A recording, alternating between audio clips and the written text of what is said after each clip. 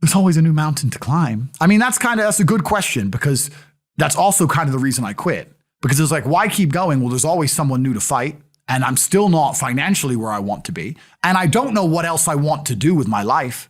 So I'll keep going, right? So I fought again. I beat another Frenchman, and then I fought again. I beat 2 Dutch guys to become 4-time world champion. But one day I woke up and I was like, is becoming 5-time world champion going to improve my life? I mean, I've already do I need 5 belts? How much money do they pay for these fights?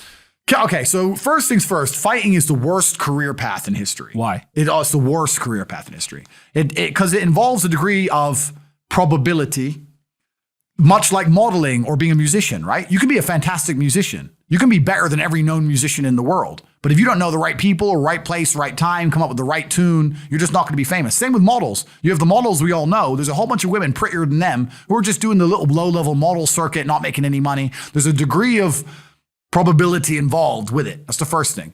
The second thing is, it is show business. It's not all about how good you are. It's how good of a show you can sell. So if you're really, really good, but nobody's interested in watching you fight, you don't get fights. Yep. Why would someone let's say I was amazing and I beat everyone's ass, but no one pays to watch me. Who would give me a fight against their cash cow? I'm going to smoke him. And no one wants to see me fight. Yeah. So basically, if you're like a super technical fighter that has no flair, no personality, no anything, it's not very entertaining to watch, but you're good. Yeah. It doesn't really sell tickets. It doesn't really sell tickets, and everyone's in it for money, right? You can be so boring and so good that you make it to the top. Do you know who Triple G is? Yes. Yeah, so Triple G did it that way, but he's like from Kazakhstan. He barely talks. He's had 400 fights, and now he's known at 38. Like he beats so much ass, they'd eventually say, you know what? Okay, we'll put him in there.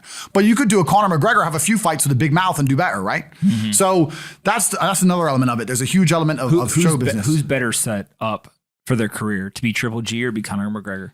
Conor McGregor is more famous. It's show business. We live in an attention economy. The economy we live in now is based on attention. If you can get attention in your direction for any reason, bad or good, you will be successful. The Kardashians have no reason to be successful. It's attention. It's the world we live in now. And there's so much information and so much entertainment around. Garnering people's attention, stealing people's attention is difficult to do. But if you can find a way to do that, you're going to do well. I mean, Triple G has money now, whatever. But I'm saying, what's the odds of doing a Triple G, having 400 fights and never losing?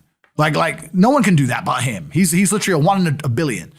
So, it's a really bad career path for that. And also there's a huge luck element. You have one bad fight, one bad night, one bad injury.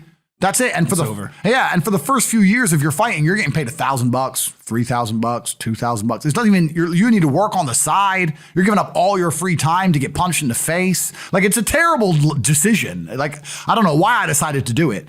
But eventually, once I was world champion, I'd get like $100,000 a fight, but I'd give 20% to my manager. Then the UK, with the UK taxes, 40-50% would disappear, and sometimes you only fight twice a year or whatever. I was certainly not rich. I didn't consider myself rich. You get like 30 to 40% of the money. Yeah, and I didn't consider myself rich. Like 30-40 grand chunks, twice a year, maybe 3 times a year. Living in London, London rents, need a car.